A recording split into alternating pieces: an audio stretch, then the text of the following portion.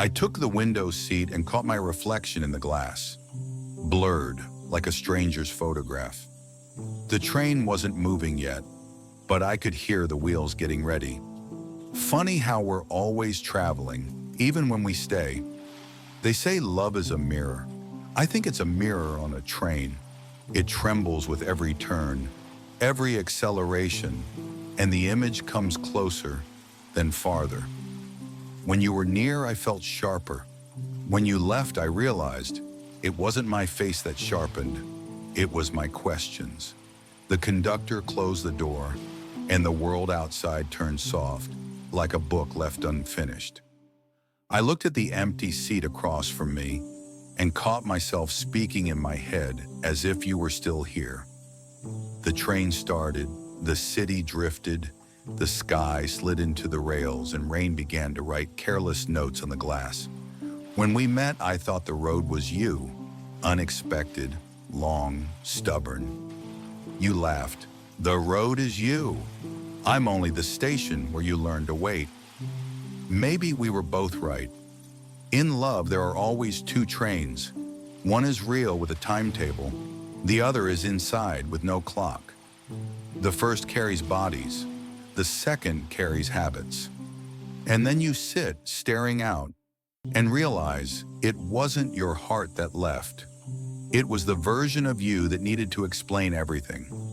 Strange how you don't argue with departures. You just listen to the rhythm of the wheels, and it arranges itself into simple phrases. Don't rush. Don't justify. Don't hold. It isn't wisdom speaking, it's the road. She is older than we are.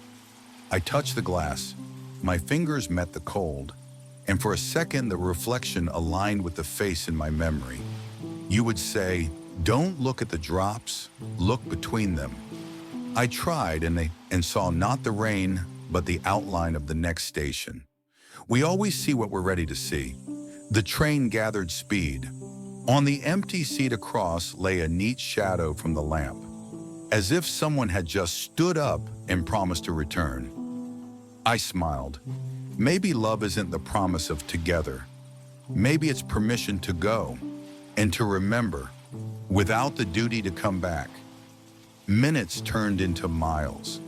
The city slipped away before I noticed. Only streaks of light reflected in the window, as if time itself paused so I could catch my thoughts. Sometimes I think we don't lose people. We lose the versions of ourselves that existed beside them. You taught me to speak gently. Now I'm learning to stay silent without bitterness. Every compartment hides something left behind. A cup, a ticket, a book. I left silence. Not because I didn't want to talk, but because words could no longer change anything. The train ran into the night. Outside was darkness. Inside, clarity. Love, it seems, isn't about traveling together. It's about letting the carriage go and not running after it. At the next station, a woman entered with an umbrella. She smiled as if she knew this carriage carried too many thoughts and too few words. She sat across, opened a book, and asked, "Going far?" "Maybe. Sometimes the road is longer inside than on the map." She nodded. Then we're fellow travelers. We never shared names, yet every word felt like a memory repeating itself in a new voice. When she fell asleep, I looked at her reflection and realized I can still see people, not only ghosts of the past. At dawn, the train began to slow. Through the fog, houses appeared, thin as breath after sleep. I knew it was my stop. She was still asleep.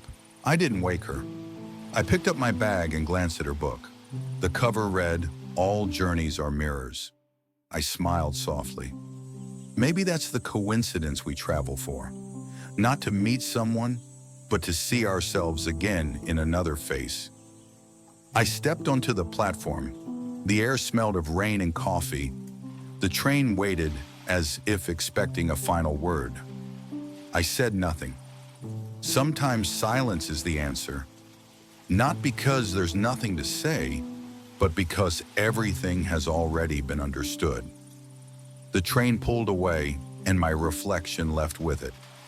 I walked along the rails and thought, love doesn't end. It just changes carriages. And if one day you hear the rhythm of wheels that sounds like breathing, maybe it's me, learning once again to move forward, not back.